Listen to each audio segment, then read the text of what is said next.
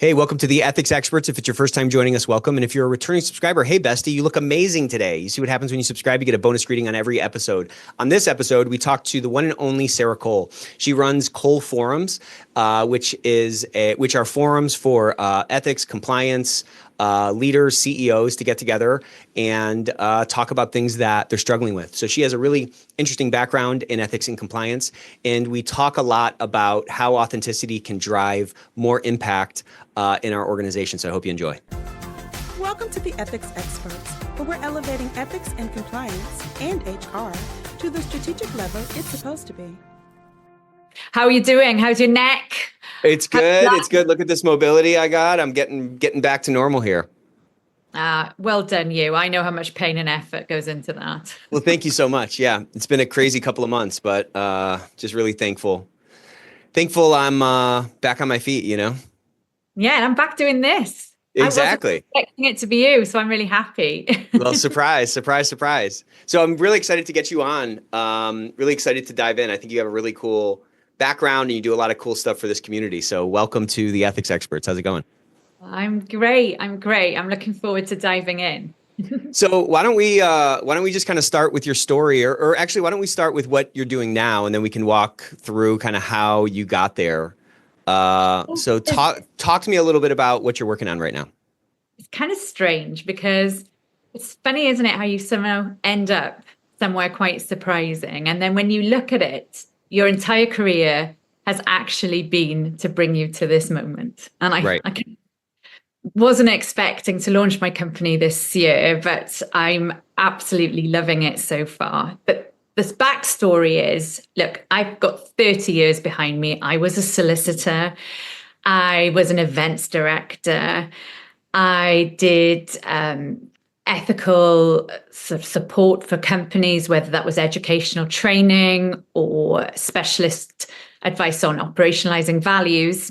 Mm-hmm. And then I ended up in a risk advisor role for a consultancy.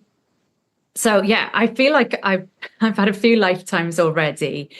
But the thing that united all of them was experiencing firsthand, I guess, what it is like to have power from bringing people together, and like-minded people even more so. And we see this in the ethics community all of the time. But I wanted to do it so that CEOs, general counsel, chief ethics and compliance officers were supported by their peers in small, intimate, confidential groups. So that's what my mission is. I want to bring the magic that happens when you bring a small community like that together to support one another. Because the uniform thing that I've heard for the last 30 years is it's really tough at the top. Leadership is challenging and it's not getting any easier. And really the only people who understand are other people doing the same thing. So that's what I want to do. I want to change where we're at, particularly in the UK. I think there aren't really many forums like this. So I'm excited to get going. So tell me about the first forum, or tell me about like the idea of the forums, because I think what you're talking about is totally spot on. You know, it's almost like a support group for ethical leaders. But what made you do that first one, or what was that first one like? Because what it is now, obviously, at some point it didn't exist. Now it exists. So I want to hear about that kind of the birthing of this idea. The journey. Yeah. So kind of a culmination of things. So having done big events, 400 people plus, 150 speakers, and then really right down to the workshop level, I really think there is value in every forum, don't get me wrong. But the real value for the attendees is when it's an intimate, small, confidential space where they can really just be vulnerable, be themselves, be authentic, and not worry about an open door situation. And I think that sort of started to form in my mind really back in, 2004 when I first started doing events. I noticed that. And then when I was asked by my last consultancy company to drive relationships for them, I thought, well, hold on, how can I give value to my network? It's a huge network. It's one I've built for many, many years, lots of friends and colleagues. And I wanted to give them value. I didn't want to do any hard sell or anything. It's not who I am. And I thought, right, I'll bring them together to listen to an exciting speaker. That's how it started. And of course, the speakers were amazing in those small groups. I was very fortunate. I had the likes of Richard Bistrong and Bill Browder, Alan Rusbridger, and Martin Wolf, who's the chief economist for the Financial Times. Just really exciting forums. But the real value came from the conversation afterwards with one another. Right. I was like, hey, this is cool. This is really magical. People were buzzing after those meetings. They couldn't wait to stay in touch. They wanted one another's emails. And I know that they've formed alliances around ethical comparisons and working together and collaborating on things after those small meetings that we had. So yeah, that's what fired me up. I want to do more of that. Do you think it is a unique thing? Like, do you think our industry is a unique one in terms of like that vibe in those forums? What I'm asking is, I've worked in a lot of different industries, and I have found this one to be highly collegial. And I've seen the same thing when there's a workshop at a conference or something. It seems like the people in this space are just so hungry for that connection. They're hungry for, knowledge, support. You know what I'm saying? Like, I always say you get no bonus points in life for reinventing the wheel. And these forums allow for that sort of cross-pollination from other people who have maybe dealt with the problem that like you've dealt with. And I just find this industry to be so collegial, and people are so willing to share and so forth. So I'd love to talk a little bit about that. Like, why do you think that is? Why is this industry so ripe for these kinds of forums, maybe more so than other industries? So I think it's because this industry, in terms of the ethical community, has been really focused on culture for a long time, because it's long since been recognized by this community that trust, authenticity, purpose, culture actually elevates behaviors. And that's what we're all doing in this space. We're trying to elevate behavior so that people do the right thing. And I think because we're so hyper-focused on that goal, we've all sort of taken note of the drivers that get us to that culture that we're all seeking, like the Holy Grail. And what I want to do is bring that knowledge and the cultural know-how, if you like, to other industry sectors as well, through the CEO and the GC communities. But yeah, you're spot on. I've already observed, having worked in the ethics space since around 2008, I think it is, almost exclusively at first, because I was really focused on ethics and compliance events. I was the first one in our UK office to even enter into the conversation about having ethics and a title for an event around compliance. In fact, I was really almost driven out of town for suggesting, oh no, we don't want ethics in it. That's too, esoteric and all the rest of it. But I was listening. It wasn't me that I put my finger in the air. I was speaking to experts on the ground, and they were all saying, this is what we want to hear more about. This is what we are hungry for and interested in learning more about. So I feel like that journey, particularly in Europe and the UK, because obviously that's where most of my events have been focused, I've just seen it exponentially grow, the awareness around the importance of culture. And but we still have it feels like we still have a long way to go, though. Like, it still feels like leadership, GC, executives, it seems like the level of passion or the level of belief that this stuff we're talking about actually matters and actually drives what they care most about, which is the bottom line, I think. There's still like a disconnect in that realm. Would you agree with that? So why are boots on the ground so passionate? Hey, we want to hear more about this. We believe that ethical culture drives the right behavior. It drives more quality in the organization. The compliance function is an enabler, right? This is kind of the thesis for those of us in the industry. And then the view, though, from bosses, quote unquote, seems to be a little bit different. And I've been surprised as I've been in this industry, because to me it's so clear, but like as I've been in this industry, I've been surprised at how slow moving it is, or how long it's taking to like turn those light bulbs on at the top. I agree. And it's a constant source of amazement to me. We have data, we have hard data, right, that investing in culture and ethical behavior, improving ethical behavior, we know that's linked to the metrics they're looking at, right? The bottom line, talent acquisition and retention, innovation, all the things they say they want. And we've had that data for a really long time. I mean, the Howe report, which was around when I first started at LRN, that I think it was 2006. So, sometime there's been empirical data around this. And that's not an isolated report. There are many. Right. But it's still perceived at board level and CEOs that I'm speaking with at a kind of like a soft thing that, nice to have. They don't seem to be linking the hard data that we're aware of with, and is it an education thing? I sincerely doubt it. I think we've all been banging this drum for some time. Maybe it's because it's so entrenched to be looking at profit and loss and more financial numeric goals. Tangible almost. Yeah. The CEOs, that they have short lifespans, many of them these days, because that's what the investors are looking at. So their stakeholders are all looking at. So I think there's a lot of pressure on CEOs, GCs, even CECOs to not damage the bottom line. That's the perception, right? So I feel like, yes, it's more education, but the proof is almost in the pudding. And the more there's conversation about it, the more the millennials generation, the generations behind them are insisting on purpose-driven organizations and values-based organizations, the more we're going to see that infiltrating and resonating with the top brass, if you like. That's what we say in the Yeah. UK. So what you're kind of saying is millennials and those younger, let's say just for shorthand, millennials and those younger, we get it. So we just have to kind of wait until mostly, yeah. But we just have to wait till those folks kind of ascend to more positions of power for those light bulbs to be on.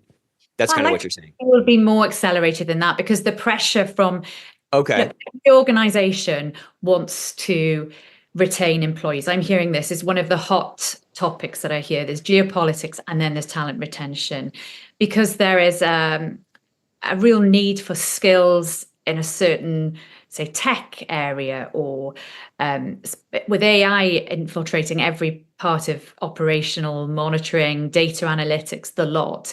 I feel like retaining those people is really, really becoming more number one on the agenda. How do they do that? Well, all of the individuals that I've spoken to who are in a younger demographic, and I'm generalizing, right? There's plenty of people my age as well who are interested in purpose-driven. Look at me, that's what I want, right? A purpose-driven organization.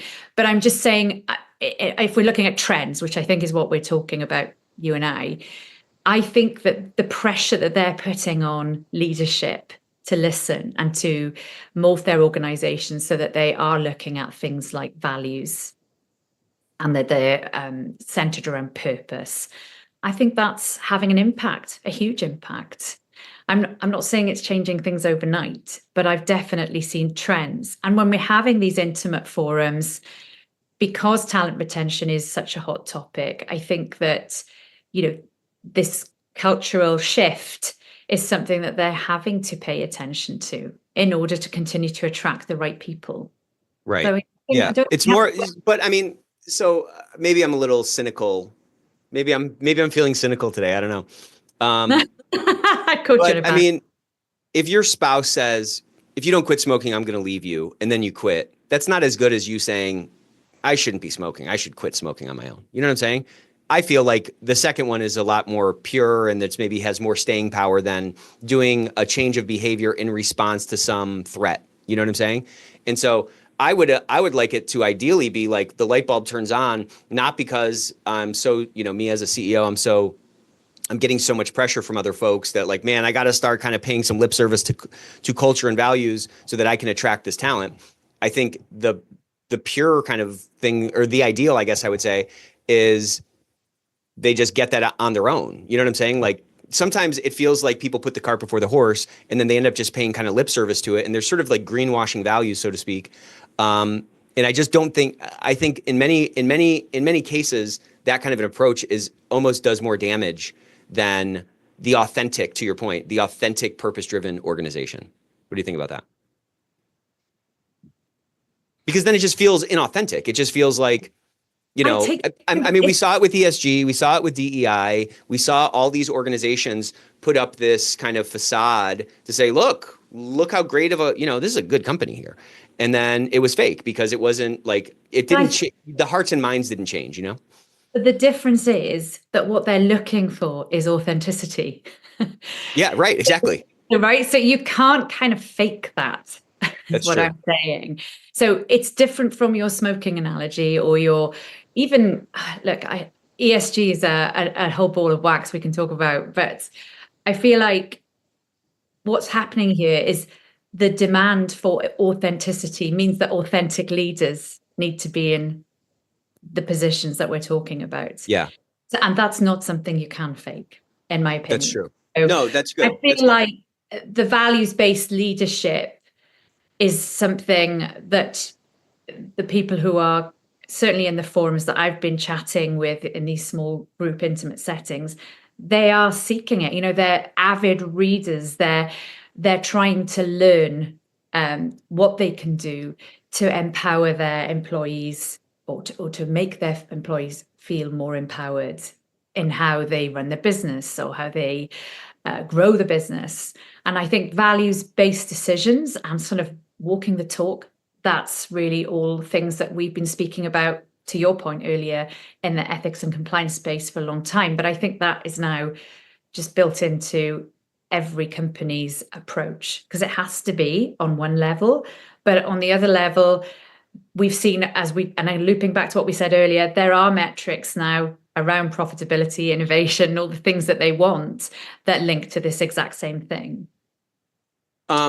So I want to, I saw this, I've been talking about this a lot lately, but I saw this presentation from Pat Harnett at ECI, and she showed 4 data points spanning from 2013, 2017, 2020, and 2023. Okay. This is from their global business survey. And the question was, do you agree or disagree to this statement? The statement being, I work in an ethical organization. And the numbers, the percentage responses in 2013 was 61%, 2017, 60%, 2020, 61%, and 2023, 60%. So it went 61, 60, 61, 60 over 10 plus years. So I would just love your reaction to that, because when I was in the room and she put that slide up and she explained it, I could feel the energy in the room kind of come down. Everyone, it was almost like a depressing slide where people are like, man, I've been trying for the last 10 years.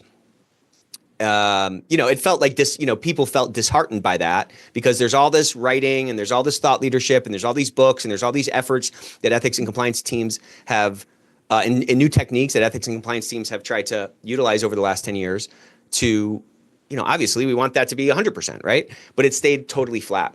So what do you think about that? Because I'd love to just kind of chew on that for a couple of minutes. Yeah, sure. I'm not massively surprised. And look, this is based on Sarah Cole's collating, I don't know how many hundreds of... Yeah, the world according to Sarah. Yeah. But I think that our definition of ethics, our expectation around ethics has changed in the last 10 years. Interesting. So what I would have thought about my organization, my expectation around their ethical standards 10 years ago, I think would be somewhat lower than my expectation today. So it's such a subjective topic. Good point. And I think that I'm actually heartened by that, because I think that probably, if it was measured against our ethical opinions and standards 10 years ago, would show an incline. That's what I honestly believe. I see what you're saying. Yeah, because in that, to your point, in that graph, there's sort of like an implicit assumption that the standard of the respondents remains constant. And to your point, if that is going up over time and that line is staying flat, then if we had sort of held constant that initial expectation, then that line would have a steeper slope. That's kind of the point. That's to my point of what I was talking about for the last few minutes, is expectations are going like that, which is great, because it's driving organizations to do better, in my opinion. And we can chew on whether that ethical definition has changed, but that's my initial impression. I think surveys are incredibly important, and I've come from an organization that really valued them, but their metrics were much deeper. They were sort of more, if you like, not black and white. And I think it's really important to understand the context always when you're doing these. I mean, they're great. That data's great, but it could be misleading, I think. Yeah, that's a good point. Maybe I'm an optimist, Nick. Well, I love that about you. That you're famous for your optimism, Sarah. But I agree. I mean, I'm an optimist too, and I just saw a lot of opportunity in that. Everybody seemed really disheartened in the room, and I just thought, man, we can really unlock this, but it's going to take us doing something different. It's going to take us enhancing our network. It's going to take us getting the confidence to push that initiative forward when maybe in the past we would have sort of sat on our haunches a little bit, right? We can't keep doing what we've been doing because, to your point, those ethical expectations of the workforce they're definitely rising, but they're rising at a rate that we can't calculate. So we know that they're going up. So if we continue to do what we've always been doing, then the gap between the reality and the expectations is just going to continue to expand. So we have to do more things. We have to do interesting things to kind of break that sort of status quo effect where, I mean, many times people in this job or in this industry, I find, and I'd love to hear you, kind of reflect on this. I think they get to this tipping point of where, just to use shorthand, where it seems like they start to believe that they're a cost center. They start to believe that the things that they are doing do not move the needle. And I've just seen people get to this tipping point, and then the mode that they're in is very keep the train on the tracks. If you compare that to someone who's young and new coming in maybe to their first chief ethics and compliance officer job, where the world is their oyster and they have all this vision and they have all these ideas of changes that they want to make to push that culture forward, those are two very, very different energies. And I think the more we can do to stay in that sort of, call it, that excited kind of mentality, the more hope we can retain and the more likely, the higher the chances are that the things we do actually end up moving the needle. I guess what I'm saying is I see a lot of people fall into this sort of apathy trap in this space because they're surrounded by a lot of people who don't have that, especially from a peer perspective, if those are all managers and leaders in the organization who are maybe not, as deeply committed to an organization with purpose, it's easy to sort of fall into that apathy trap. And I think what's cool about forums like yours is that it provides an opportunity for people to get around other people that are interested in this, that believe this is a lever to drive change. And, again, people leave those kinds of interactions buzzing and they're full of hope again. And, we as human beings, I think, are we run on hope fuel. And when we lose that hope that the things we're doing are going to change anything, that's, welcome to your grave. You know what I'm saying? It's you might as well die at that point. You know what I mean? Yeah, and I think, look, I'm coming also from an education space for ethics and compliance, and that was obviously about new and exciting. It had to be all the time pushing the needle on engagement levels, on analytics, on all the things that help us decide whether that data that you saw is true data or whether my point is correct. And I think energy in that space was absolutely key because you have to keep moving in order to make the material engaging. It's a constant change type of a space. You have to continue, it's kind of but I think what we've come to, we're more sophisticated now as ethics and compliance professionals, particularly. We've been focused on other things other than education. And we've been looking at new and exciting ways to engage with people. So maybe the apathy you felt in the room was the feeling that, well, look, we've been doing all this innovation around engagement, and maybe our engagement data is fantastic and we're getting, 95% of people responding correctly to all this material that we're testing them on. So you feel kind of on a high then. You think, oh, I'm doing really well here. And that sort of data kind of deflates your balloon, really, because you've put so much energy into it. But I think, like anything, Change, I love change. I'm one of those rare individuals, I think. I kind of embrace it, I think. I'm not sure I did it when I was younger. I was more fearful of it. But like you, I can see opportunity in it now. And Hmm. what I'm hearing in these small forums is, yeah, there is, of course, some apathy. You bring a topic to the table that's, you're obviously struggling with it. That's why you're bringing it to the group. But you're right. What happens, the magic in the room is that other people may have come across something similar, or they've innovated around something similar, or they've seen someone do something better, and suddenly you're full of ideas again. That's what we need to continue, the momentum of that. And I think podcasts like these are really great for just driving thought around it, really. Because if you're in that situation where you're starting to feel a bit deflated, you've thrown everything at it for 5 years plus, whatever it is, and you feel like you're not driving behaviors, you're not elevating behaviors, which is what you set out to do. I think you need to take a step back and think, well, look, what would be the status quo if I hadn't done all those things, if I hadn't spent all that energy, trying to convince the board to invest in this fantastic education piece or whatever that you've done. I think we're very inclined. And look, I'm a lawyer by training, so I'm very pessimistic. They call me the happy pessimist. So I get, looking on the downside, but look how far you've come. Look what you've achieved. I think that's what we all need to spend more time doing, is focusing on the positive. Yeah, I agree. I mean, I always say that like the negative is going to take care of itself. I mean, we're surrounded by negativity. The news is all negative. People seem to today commiserate and connect so much on negativity. Oh, I'm having the worst day. Oh my gosh, can you imagine? It's like complain. It's like we connect by complaining, and so it's easy to fall into that negativity trap.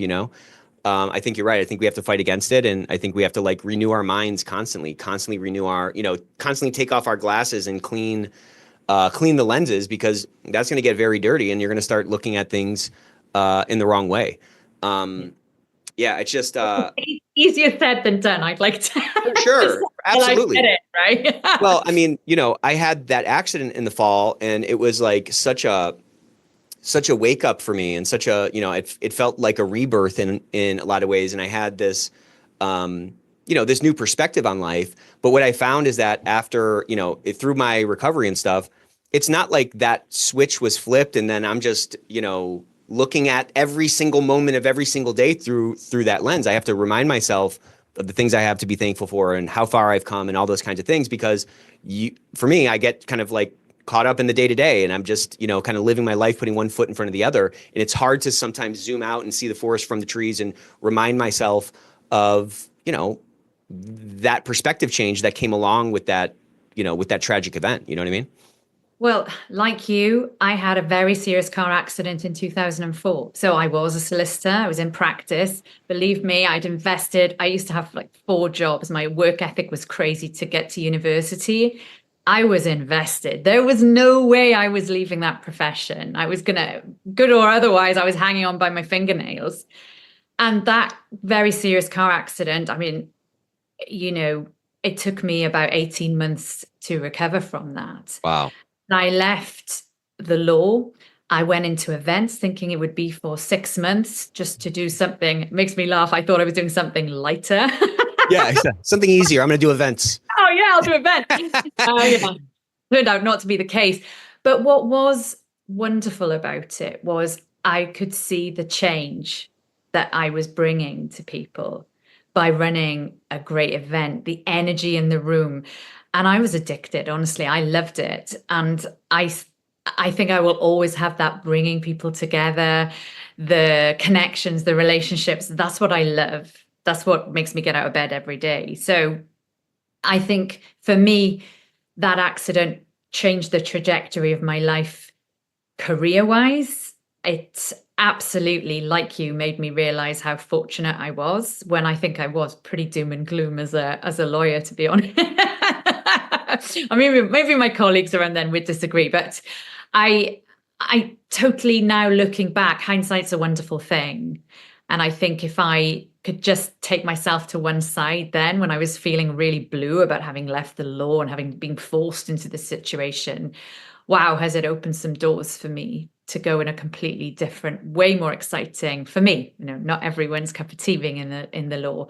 And it gave me a wonderful foundation, a knowledge foundation, which has really helped me. But yeah, it's definitely made me more positive, and my zest for life is definitely higher.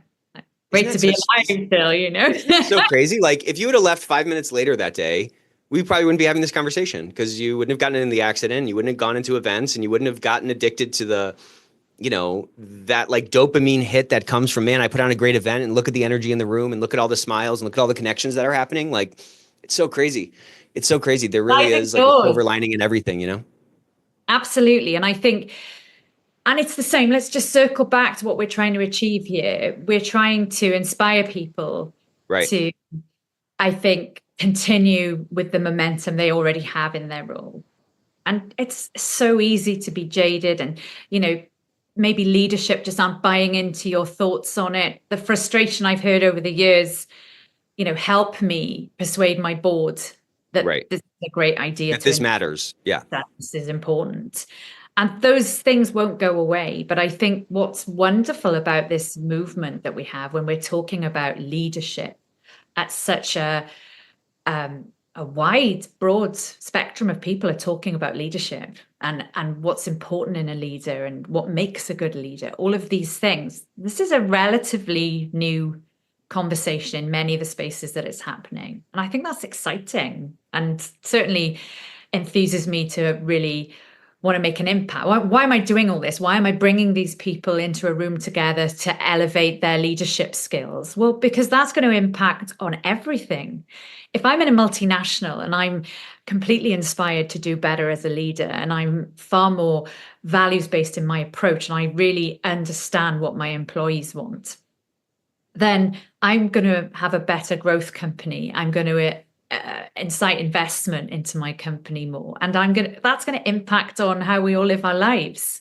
Fires me up, right? That's crazy to think that that can happen. That's a real impact on the world that you can have. And again, like maybe you're not going to change the way the world spins, but you can change the world for the people that report to you, or you can change, you can change the vibe for in your little corner of the world. Absolutely, and those leaders impact on tens of thousands of people. So it's super exciting. Right. Yeah, it is exciting. Let me ask you this. You said my favorite word, which is persuade. And I hear what you hear all the time. How do I persuade the board? How do I persuade my boss to do this initiative? I'd love to kind of dive into that, like maybe two kind of big questions. One is like, why do we struggle with that so much? When there's so many lawyers, for example, in this space, and I think lawyers are good at arguing, lawyers are good at debate, I think, in my experience, they are. They're usually down to argue whatever, so why are we bad at that? Why is that a problem still for folks to persuade? Marketing doesn't seem to have a problem persuading. Sales doesn't seem to have a problem persuading, okay? So why is that? And then what can we do to be more persuasive? What do you think that is? Is it a skill set? Is it a mindset? What do you think that is? I think it's lots of things. I think that persuasion, if you break it down, it's trying to get someone to do something, isn't it? Right? Whatever that may be.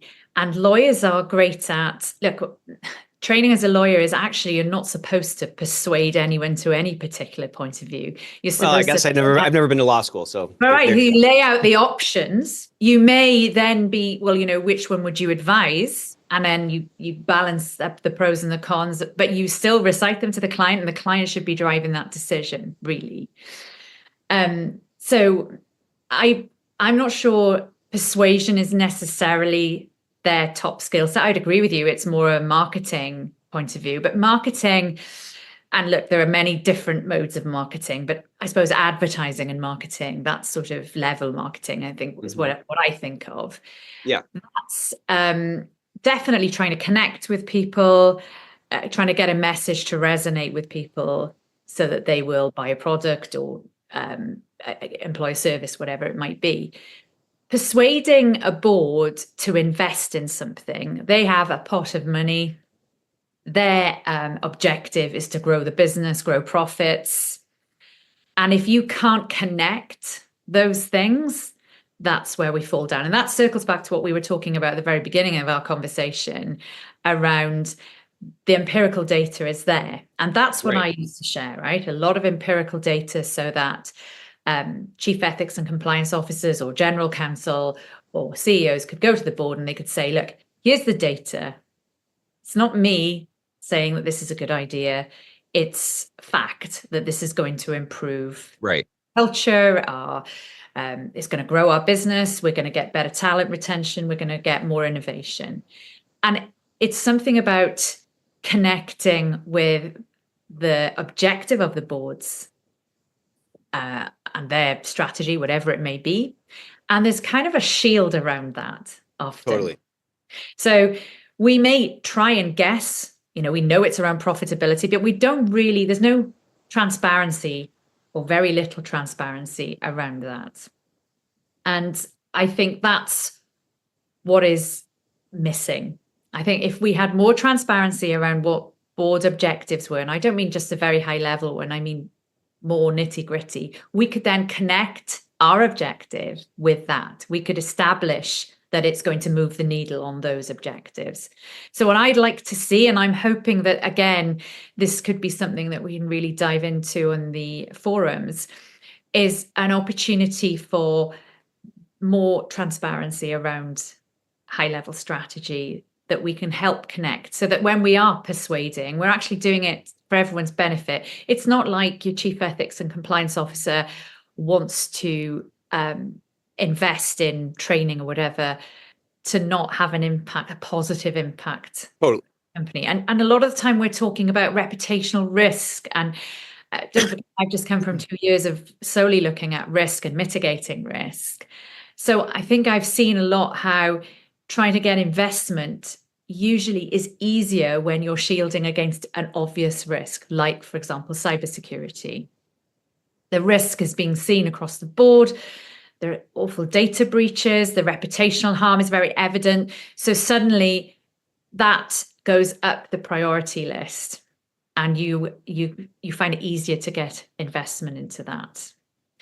Yeah, the connection between the investment and the outcome is very easy. It's very simple. It's very, you don't have to do a bunch of arithmetic. It's not esoteric, as you said. It's, hey, I need a new cybersecurity tool or whatever. Exactly. The benefits of that are going to be direct, and it can be tied specifically to, the related risk. That's very persuasive. Right. It is persuasive. Yes. So that's where we as ethics professionals, I think, sometimes, not that we don't meet with success, of course we do. And I think, again, I've seen some wonderful work at very high level, huge investment into different approaches, whether that's educational or data driven. It's wonderful to see, and I've heard lots of people like Klaus Moosmeyer. I don't know if you heard him talk about the Novartis. The investment that they're making is evident. So he's obviously got his board's ratification for that investment. So that, I think there is plenty of examples of that persuasion happening, but I'm in the same ballpark, or I see your perspective, though, that it's harder to persuade, that persuading is more challenging in this space. Yeah, I think you said, we were kind of talking about marketing as a comparison point. And to your point, marketing is like, all they do is persuade. That's all they're doing. And the thing that they are responsible for is very close to the top line, right? Like, everyone cares about top line growth. That's a very easy connection to make. So I think that might be a factor why perhaps like marketing is easier, or it's easier for marketing, or marketing's better at like persuading the board to get resources versus a group, a department like ours, ethics and compliance.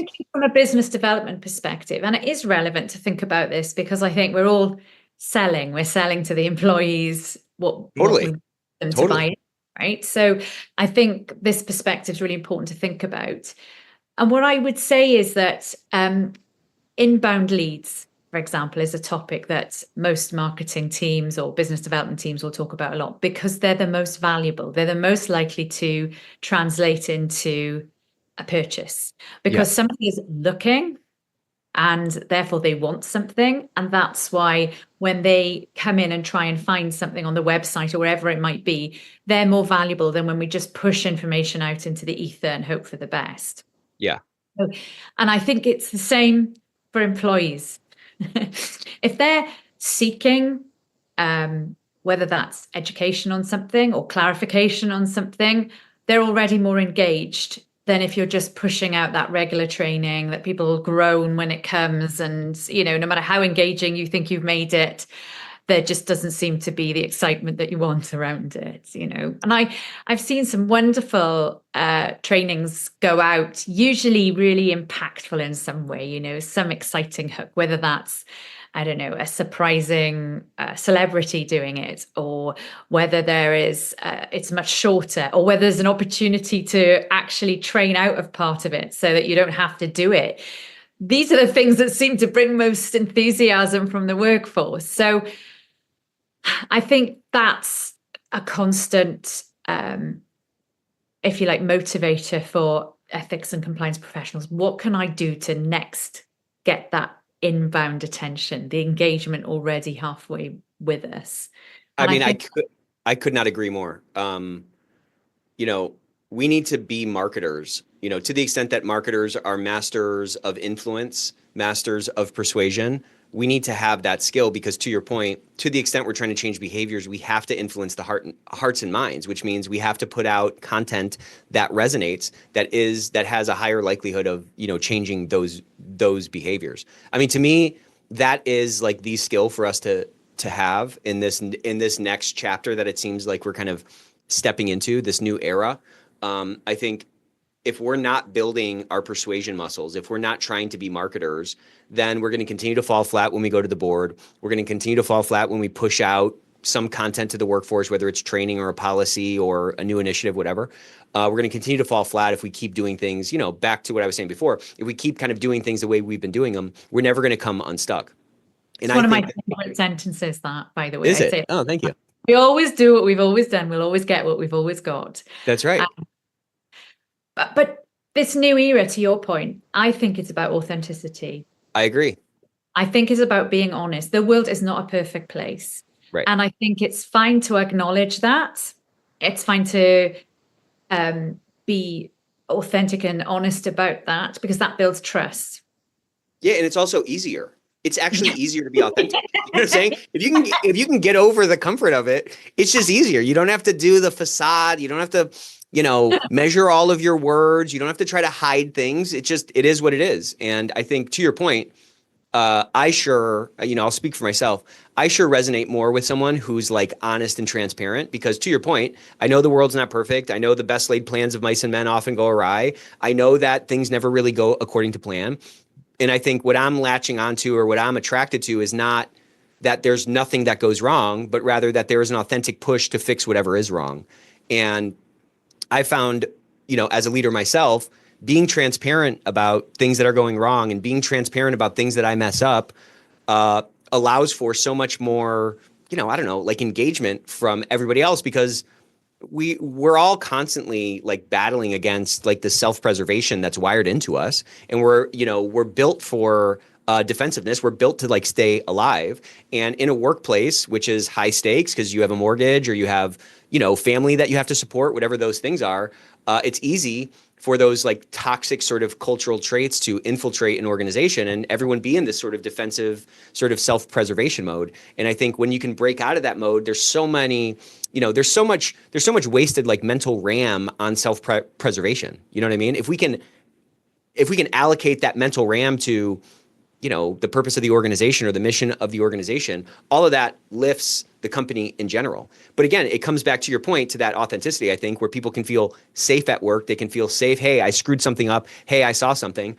That's what a high quality organization, I think, is like built upon. I mean, I've written about retaliation.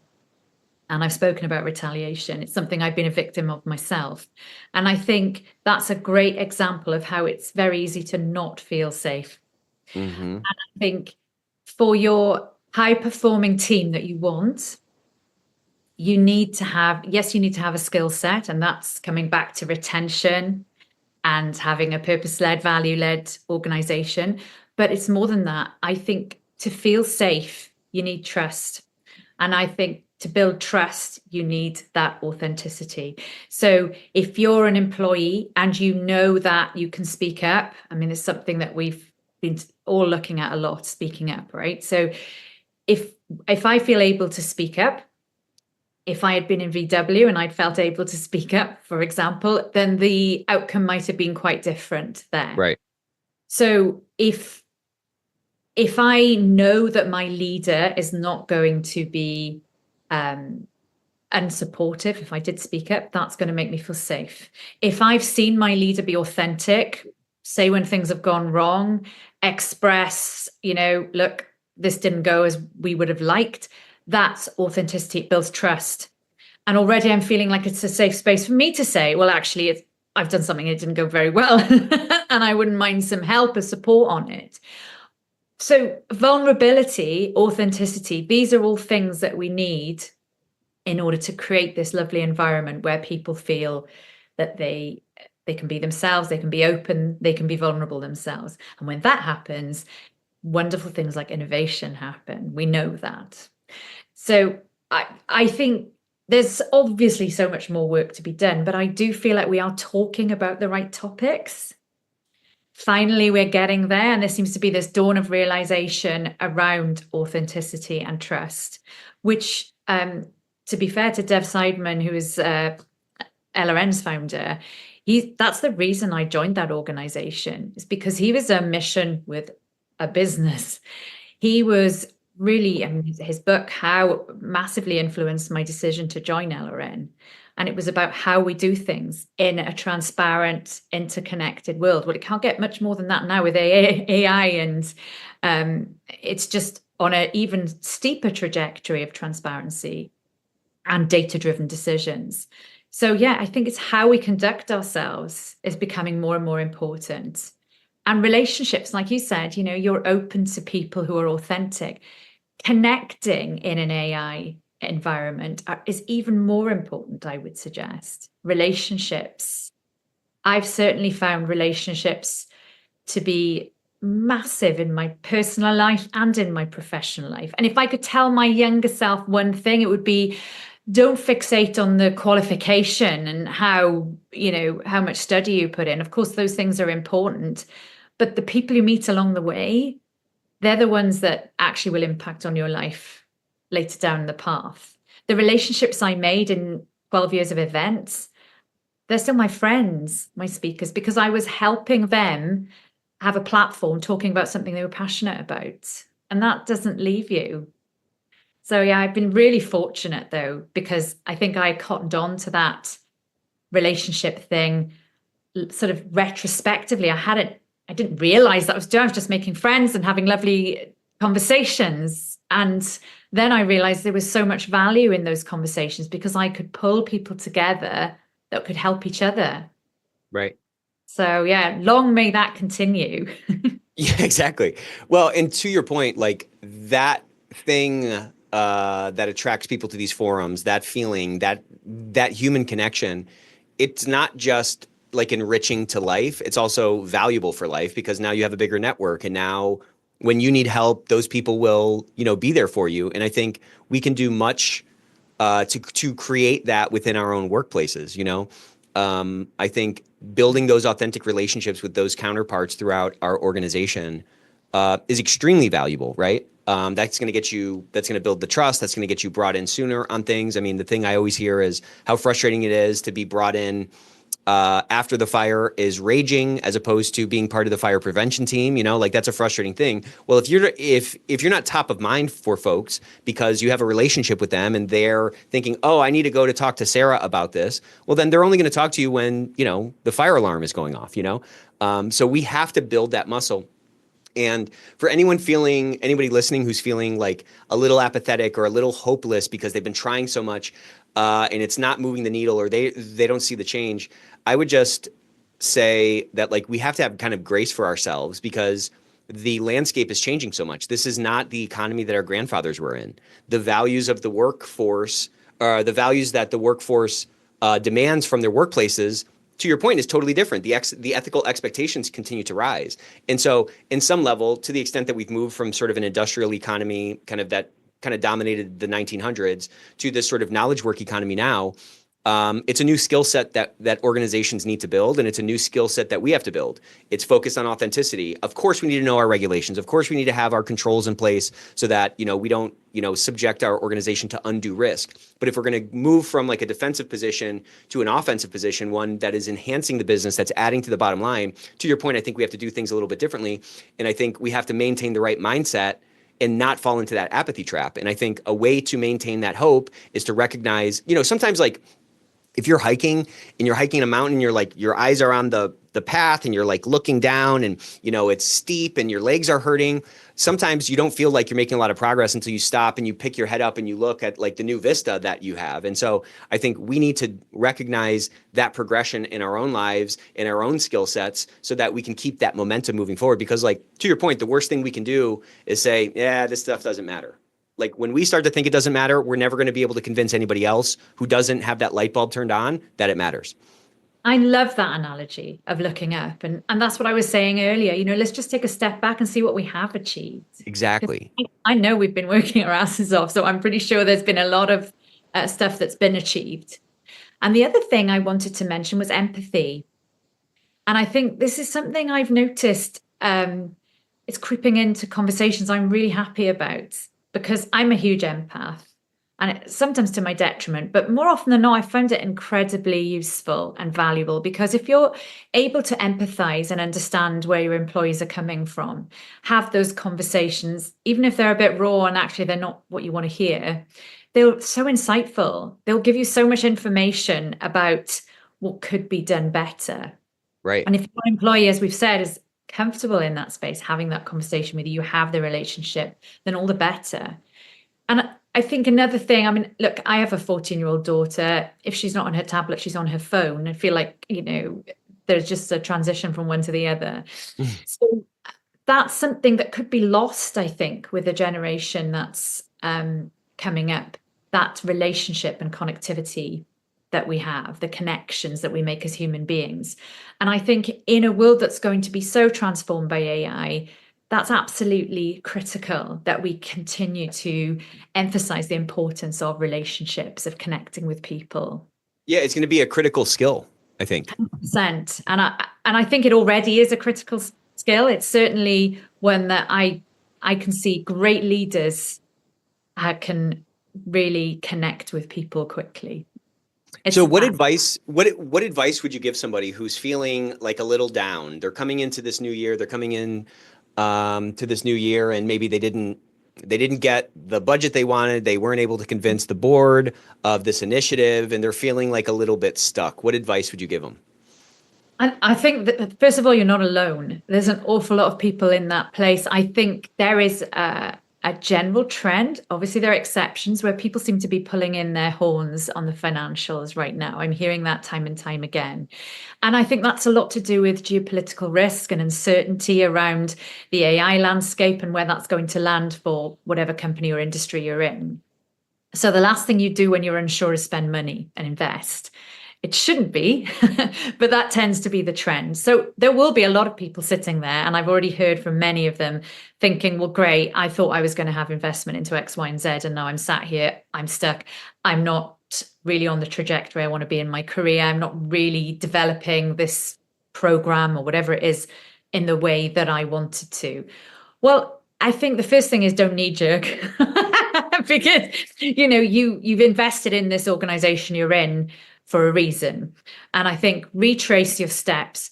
Where could you get investment if you're not getting it in the exact area that you want? You can always move the needle doing small things. Like I just said, have conversations with small groups of people. You might have wanted a huge survey. Maybe you haven't got that this year. It'll be next year. But there's still a lot of intel you can get. You can look back at other data from different departments as well. Like HR data is really valuable for ethics and compliance people around It can be anything from retaliation or movement of people or what have you. And you can glean a lot of information from data from different departments. And I think listen to more of the free resources out there, podcasts like this one, become inspired by people who are on the coalface, but maybe in different roles than you, or similar roles, or similar organizations, or different organizations. You can learn so much from different industries, how they do it. So I think try not to be entrenched around what you can't do. Look at what you've already achieved and think about creative ways of pushing your program in the direction you want it to go in, because we've all got an objective and a game plan. And like you said earlier, the best laid plans don't always come to fruition, but I think that would be my advice. There's always a way. There's always a way. There's always a way. And I think what we're kind of talking about is like staying motivated. And I think motivation is, again, that's not like a light switch. Motivation is like bathing.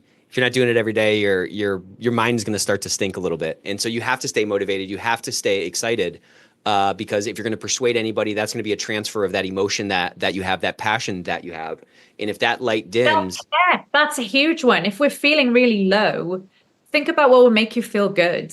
Totally. As you, not in the program or in your organization, and really focus on you. I mean, that's a lot to do with, we look at business, family, and personal in the forums, because we 100% know that if a person isn't fully firing on all cylinders, 99% of the time, it's nothing to do with work. It's actually personal life or family life or health. I've had some horrible conversations from people who are going through really difficult times with their health. And I've been able to connect them with other people who've overcome those issues. Right. And then they get that hope again. Right. Yes, absolutely. Because when you were there in your hospital bed feeling like the world was coming to an end, having conversations with people who've come out the other side, it is inspiring. And it's exactly the same in any walk of life. It's so true. All fighting our own battles. So yeah, connect with others. Join a peer support group. That's the advice I'd give.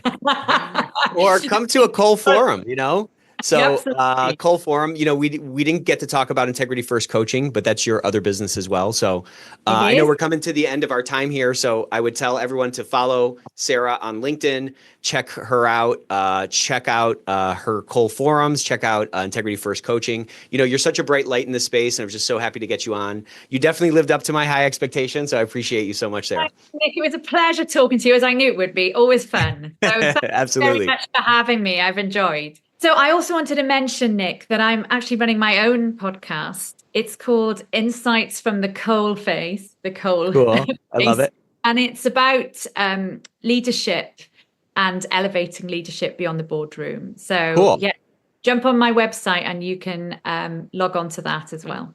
Well, congratulations. That's a very exciting thing to launch. It's just been a lot of fun. It's been great to have you on, and I just appreciate you joining us today. I've loved it. All right. Thanks. Have a great day. I'll see you soon.